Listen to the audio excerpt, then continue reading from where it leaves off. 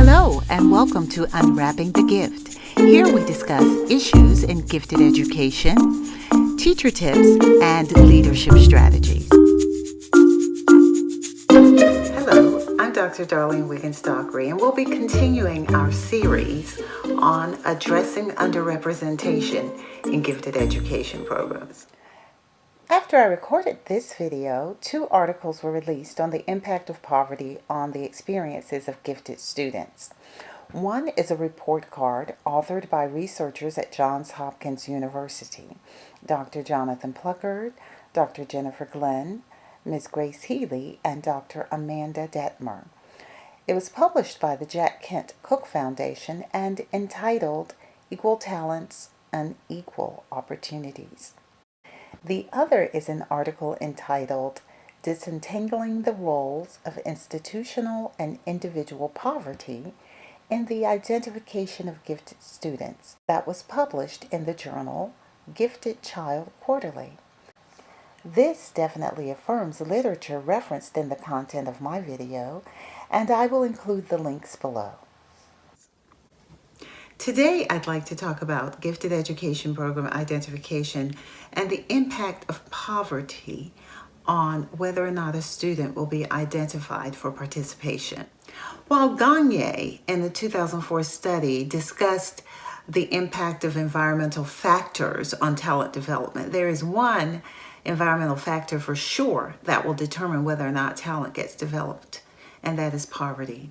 And we know that there's a disproportionate number of African American, Latino, Native American students who are also from communities with high poverty.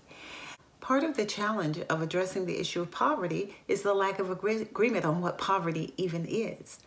The U.S. Census, for example, uses the poverty threshold developed in 1963 to 64 by Molly Orshansky, who was an economist for the government. And basically, she asked herself, what does it take a family of 4 to eat?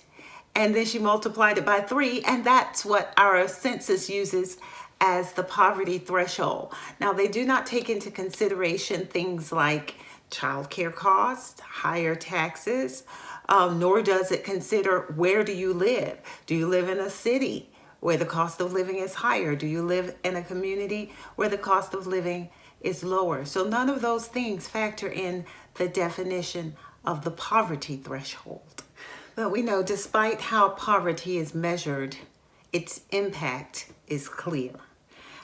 From birth to death, students from poverty are more likely to begin kindergarten already behind because they're more likely to lack the pre-reading and mathematics skills that will allow them to successfully progress.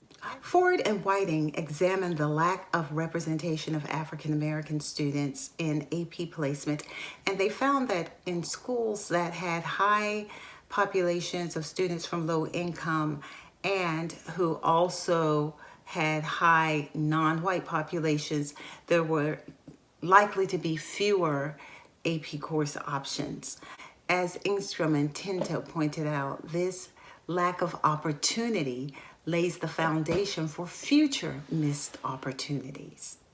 Upon examination of the relationship between state policies and the distribution of educational opportunity, Baker and Friedman-Nimz found that more funding in general and more funding for gifted education in particular was available in schools with fewer students from families with low incomes. And as we know, many districts depend on property taxes to fund their school districts. So that already lays the groundwork for a lot of incongruity in the experiences of students based on the location of their schools. So there's literature available, there are data available that examine the impact of poverty on educational outcome. I'd love to hear from you to find out what's happening in your community to support the identification of gifted low-income students. Put it in the comments below and we'll talk about it.